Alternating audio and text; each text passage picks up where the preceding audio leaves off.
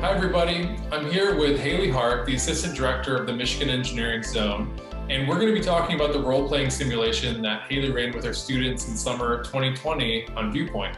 So Haley, thanks for being here and talking to me today. Yeah, thanks for having me, David.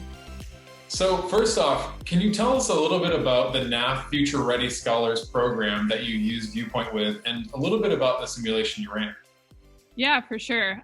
So NAF Future Ready Scholars is a multi-year STEM college prep program for Detroit high school students. And we focus on college and career prep. We do what's called engineering for activism. So students kind of learn how to use engineering mindsets and skills to impact their communities. And we had 60 students do a virtual camp with us last summer. We're expanding to 90 students this summer. And in terms of the simulation that we did, it was really cool. The students took on the roles of the Detroit City Council members, and they were considering the adoption of an autonomous or driverless taxi service in the city of Detroit. Students got to consider kind of the pros and cons for different stakeholders and different constituents within Detroit. And ultimately, they decided to pass that city ordinance, which would have, if it were real, allowed this driverless taxi service to start working. That's super cool. It sounds like an awesome topic and really interesting. So what were your students' reactions to doing the simulation in the program? They were super engaged. Some of them really took on the personas of their city council person, which was fun to see. I think they were excited to have a learning environment where they were encouraged to debate on an issue. But, it was really cool to see students change their minds multiple times, even throughout the simulation, because they were learning from other students and kind of seeing it from a different viewpoint that forced them to reconsider what their previous position had been. So it was really cool to see that. How have your students continued the engagement on the topic? Have they continued to think about this topic?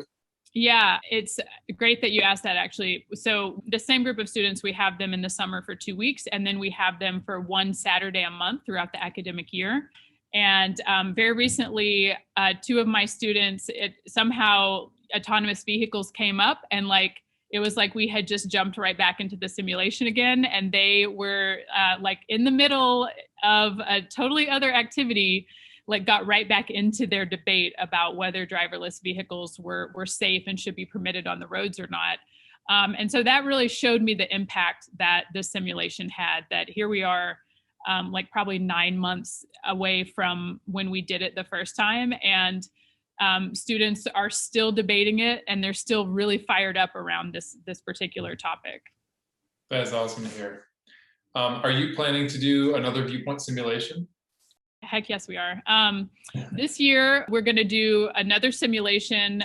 So we focused on the Detroit City Council last year. So we're kind of going to go up to the state level this year, and we're going to look at some legislation around facial recognition technology. So still covering that intersection between technology and policy.